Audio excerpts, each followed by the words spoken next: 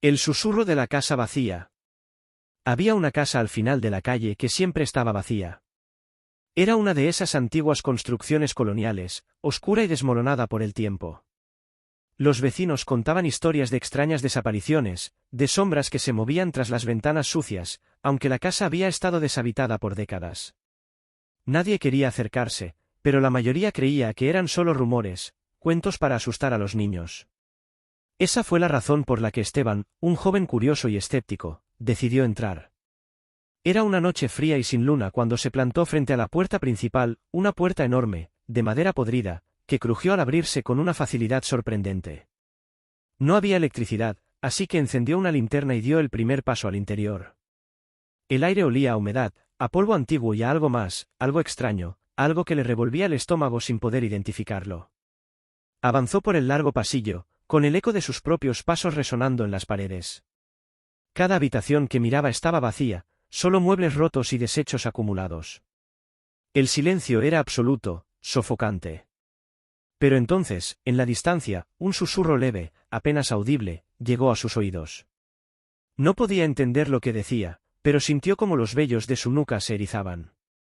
Algo no estaba bien. Siguió el sonido. Parecía provenir del piso de arriba. Subió las escaleras, que crujieron bajo su peso, y a medida que lo hacía, el susurro se hacía más claro, más fuerte. Ahora, casi podía entenderlo, pero no tenía sentido. Era un murmullo incesante, lleno de palabras entrecortadas que parecían no formar frases coherentes. Llegó a la planta superior y su linterna iluminó una puerta al fondo del pasillo. El sonido venía de allí. Sin pensarlo mucho, abrió la puerta.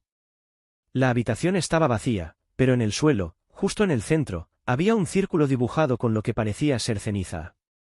En sus bordes, varios símbolos desconocidos y perturbadores estaban grabados. Lo más extraño era que, aunque Esteban estaba solo, la temperatura de la habitación descendió de manera abrupta. Su aliento se convirtió en vapor. Y entonces, el susurro dejó de ser un murmullo y se convirtió en una voz clara. «No debiste venir aquí».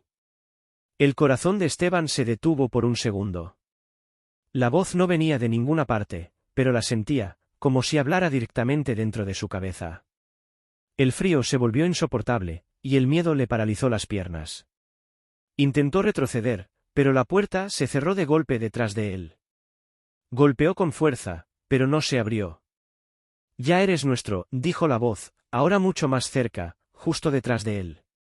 Esteban se giró lentamente y vio una figura borrosa, apenas perceptible, en la esquina de la habitación. Parecía estar hecha de sombras, como si la luz de la linterna la atravesara sin tocarla. Pero lo que más lo horrorizó fueron los ojos. Brillaban en la oscuridad, dos puntos de luz pálida, fijos en él, vacíos y hambrientos. «Debes quedarte», murmuró la figura, avanzando hacia él, deslizando su forma etérea por el suelo. Esteban gritó, pero no salió sonido alguno. Su garganta se cerró de golpe, como si algo invisible le hubiera arrebatado la voz. Intentó correr, pero sus piernas no respondían. Se sentía pesado, como si el aire mismo lo aprisionara. La figura extendió un brazo hecho de niebla, y cuando tocó su piel, un dolor indescriptible atravesó su cuerpo. Esteban sintió como si algo estuviera arrastrando su alma fuera de él, como si lo estuvieran arrancando de su propia carne. Cayó al suelo, retorciéndose de agonía, mientras la oscuridad comenzaba a rodearlo. Y entonces, todo se apagó. Pasaron días antes de que alguien se atreviera a buscarlo. Un grupo de amigos, preocupados por su desaparición, finalmente rompió el silencio y decidió entrar en la casa. Encontraron su linterna tirada en el piso del segundo piso, todavía encendida, pero no había rastro de él. La habitación donde lo último que se supo de Esteban estaba vacía. Sin embargo, en el suelo, entre las cenizas del círculo, había un mensaje escrito, garabateado como si alguien lo hubiera hecho en su último aliento. Solo decía 3 palabras. «Ahora estoy aquí». Desde ese día, algunos afirman escuchar un susurro leve cuando pasan frente a la casa. Otros dicen haber visto una sombra en las ventanas del segundo piso, observándolos. Pero todos coinciden en lo mismo, nadie vuelve de la casa vacía. Para más relatos como este suscríbete y activa la campana.